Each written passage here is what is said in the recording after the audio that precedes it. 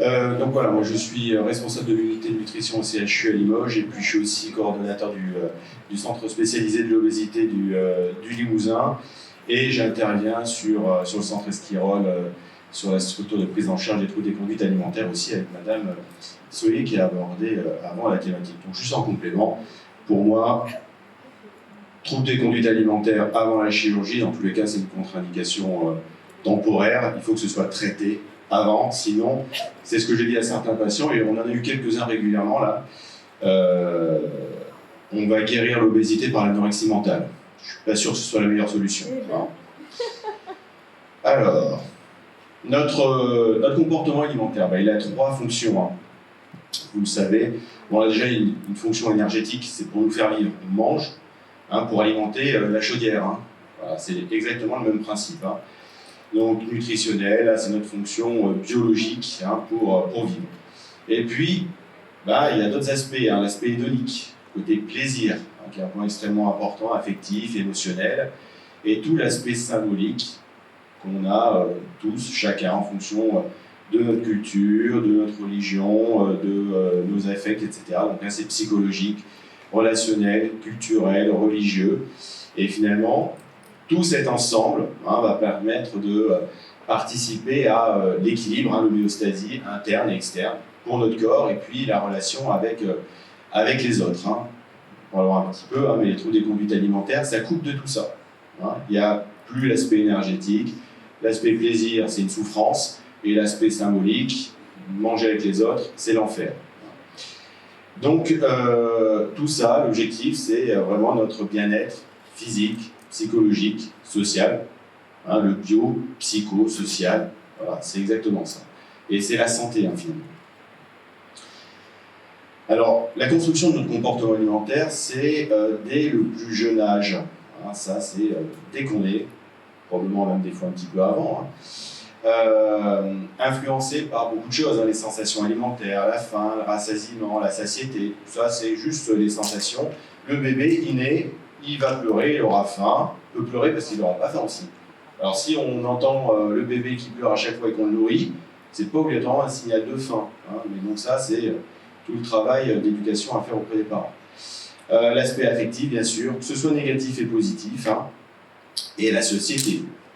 Voilà, ça, c'est un point important, et de plus en plus important aussi. Habitude, profession, famille, normes sociales. J'ai mis une petite image qui peut illustrer certaines problématiques.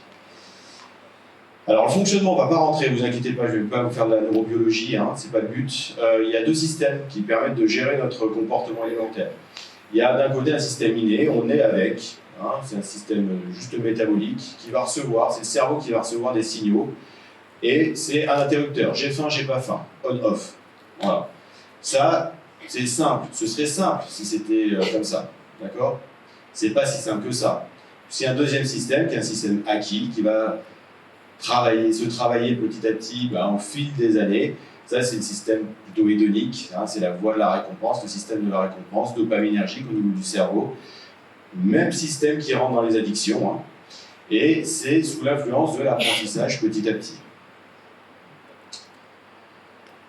Alors, ce système, le circuit de la récompense, il y a différentes composantes qui vont entrer en interaction, l'aspect hédonique, plaisir, motivationnel aussi, la motivation au changement, c'est surtout ça. Même chose pour le comportement alimentaire que pour toute autre addiction, finalement.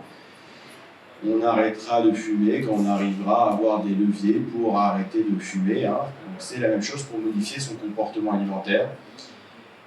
Il y a toutes les propriétés organoleptiques de la nourriture, que ce soit le goût, l'odeur qui va jouer, et puis les facteurs émotionnels, le stress, l'anxiété, tout ce que ça va pouvoir nous rappeler. Vous allez peut-être manger quelque chose dans la Madeleine de Proust, ce que vous allez manger dans votre enfance qui vous rappelle un souvenir. Madeleine de Proust, c'est agréable, mais à l'inverse, ça peut être complètement... on m'a forcé à manger des brocolis plus jeunes, je supportais pas ça, on m'a forcé à finir absolument, je déteste les brocolis. Donc c'est tout ce qui va se mettre en place au fil des années. Donc, vous voyez la petite fille, qui était contente d'avoir des céréales au petit-déj, et puis finalement, elle est devenue triste parce qu'elle a vu que c'était des céréales sans sucre. Hein. Donc, on est passé des miel pops au muesli, ça l'a moins excité. Hein. Alors, finalement, et c'est là où va rentrer tout le côté narratif hein, pour la prise en charge du patient, hein, c'est l'histoire de vie et l'évolution pondérale. Quelle que soit la pathologie pour ma prise en charge, hein, que ce soit patient en situation d'obésité ou patient en situation de dénutrition avec une anorexie mentale. Hein. Pour comprendre le comportement alimentaire du patient, ben, il faut hein, lui faire retracer son histoire. C'est indispensable. Donc, une consultation de première fois, deuxième fois elle peut durer longtemps aussi, hein, même les suivantes, hein, mais c'est au moins 1 heure. Hein. Voilà, en 5 minutes, on ne peut pas retracer beaucoup l'historique de la personne.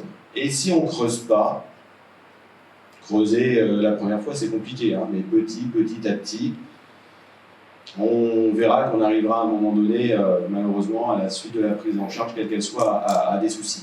Donc vous voyez, il y a plein de petits points qui peuvent aider hein, sur le travail autour de l'histoire du patient, de son évolution pondérale, avec plein de petites questions. Hein, qu'est-ce qui vous a fait reprendre du poids, à quel moment de votre vie, avez-vous stabilisé votre poids, quelle occasion, le contexte qui a joué sur la prise de poids. Pourquoi est-ce que vous n'avez pas réussi à perdre du poids sur le long terme, comment vous expliquez le yo-yo, pourquoi vous mangez, hein, comment vous mangez, hein, que faire pour changer. Ça, c'est un point extrêmement important. Vous aurez beau envoyer la personne qui ne veut pas arrêter de fumer chez le tabacologue, elle ne voudra pas arrêter de fumer. Hein, c'est la même chose. Donc là, si la personne elle souhaite, c'est pas une histoire de volonté, hein, c'est simple la volonté. Voilà, c'est tout le travail sur la motivation au changement. Si la personne elle souhaite être dans cette démarche, elle avancera à un niveau, pas obligatoirement celui, comme le disait Madame Feuillet, hein, que se met la personne, mais elle avancera dans tous les cas. Et moi, c'est ce que je veux. Alors voilà, c'est un exemple hein, finalement d'évolution pondérale hein, qui débute, là on a une période jeune, mais qui peut revenir, je vais vous montrer des courbes un petit peu, beaucoup plus jeunes. Hein. Donc là, la personne à 24 ans, elle emménage en couple, un petit peu tous connus, hein. On mange un peu plus, on mange différemment, voilà, on sort plus et autres. Hein. Et puis, bah, il y a une prise de poids qui s'est accentuée. Alors là, il faut savoir le pourquoi du comment. C'est peut-être pas que le couple hein, qui a joué sur ça. 27 ans, mariage, bah là on se dit merde, il faut que je rentre dans ma robe de mariée, je vais me faire un petit régime du camp, hein. Médecin radié de l'ordre hein, quand même, hein, donc très efficace, ça marche, hein. Comme tous les régimes ça marche. Hein. Ce qu'ils vous vendent, c'est de perdre du poids. Il y a de la perte de poids, hein, on ne vend pas la reprise derrière bien sûr. Donc chute de poids bien sûr, perte de poids, changement professionnel, du stress. Hein, difficulté, plus de responsabilités par exemple, hein. Personne ne reprend du poids. Le stress, ça peut jouer d'un point de vue métabolique, hein, mais c'est surtout la compensation des émotions hein, de ce stress par l'alimentation principalement. Allez, on s'est dit, j'ai fait du camp, ça n'a pas marché sur le long terme, je vais retenter autre chose. Weight Watchers, on aurait pu mettre comme j'aime, hein, mais ça marche bien aussi. Perte de poids, ça marche. Hein. Weight Watchers, je crois qu'ils ont fait banqueroute. Hein. Et puis là, séparation, dépression, 32 ans, moins bien, reprise de poids. Vous voyez, à chaque fois avec du yo-yo qui va vers le haut. Hein. Le yo-yo qui va vers le haut, la personne, petit à petit, elle va perdre de la masse musculaire et gagner de la masse grasse. Hein. Donc au fil du temps, elle aura perdu de la masse musculaire et elle aura peut-être un poids plus important, mais avec de la masse grasse supplémentaire. Et puis, vous voyez, d'autres événements de vie qui peuvent... donc c'est tous ces événements de vie qu'il faut retracer. Hein. Il peut y avoir chez une femme, bien sûr, les grossesses, contraception, etc. Hein. Les événements de vie ne sont pas les mêmes chez les hommes et chez les femmes, bien sûr. Alors, quand nous faisons un régime, nous grossissons. Hein. Et quand nous grossissons, nous faisons un régime. Voilà, la boucle est bouclée. On n'est pas déçus.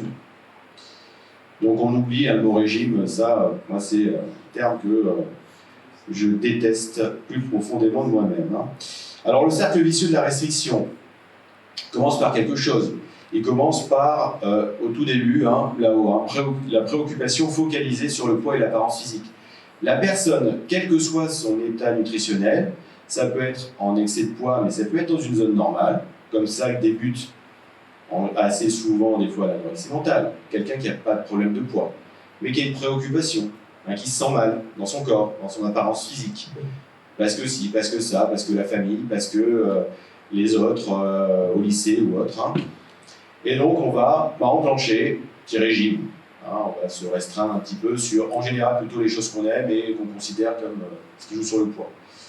Restriction, la restriction ça marche. On mange moins, on perd du poids. Amélioration de l'estime de soi, on est satisfait, puisqu'on a atteint un certain but. Mais le cerveau, il n'aime pas être frustré. Alors, Madame Solier le dit très très bien, l'anorexie mentale, elle dit que c'est un métier, c'est une profession. Pour réussir à être dans la restriction pendant 30 ans de sa vie, c'est, voilà, il faut y aller. Mais je vous mets en restriction pendant une semaine déjà, une semaine, ça va être compliqué.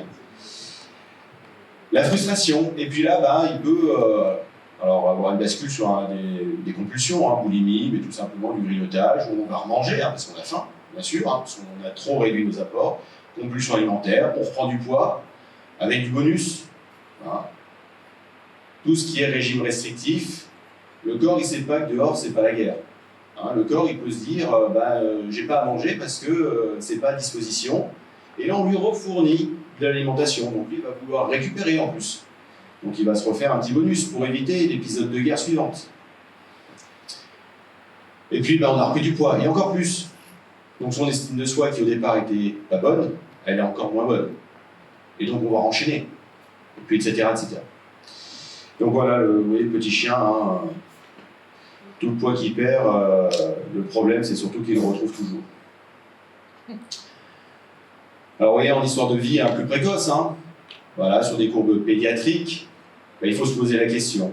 C'est ce que je pose aux patients, déjà, à quel âge ça a débuté, l'évolution pondérale, et qu'est-ce qui s'est passé à ce moment-là. Des fois, on ne le sait pas. Des fois, c'est bien enfoui inconsciemment, parce qu'on va le voir derrière, c'est des choses, pour parler poliment, seulement dégueulasses. Donc, là, vous voyez, la première courbe, il y a un rebond d'adiposité précoce. Qu'est-ce qui s'est passé? L'enfant, il était dans sa zone normale, et d'un seul coup, crac, il sort de la courbe précocement, il y a un truc qui se passe, obligatoirement. Peut-être que les parents sont séparés, peut-être qu'il y a des problèmes à l'école, voilà, qui se fait embêter ou autre. L'autre côté, à droite, oui, c'est l'inverse. Ça sent l'anorexie mentale. La jeune fille, elle était pile-poil au milieu, très bien, et d'un seul coup, là, la maladie, elle est assez sévère. Donc, perte de poids, quand on ne mange pas, on perd du poids.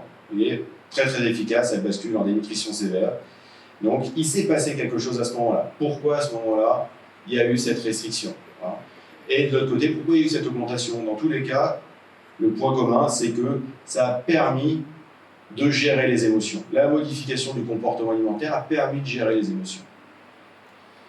Alors, je vous montre cette étude récente, 2024, tirée d'une cohorte, je crois, portugaise, génération 21, donc plus de 5000 enfants, c'est quand même pas mal. Donc c'est sur les expériences négatives de vie, sur les 10 premières années de vie.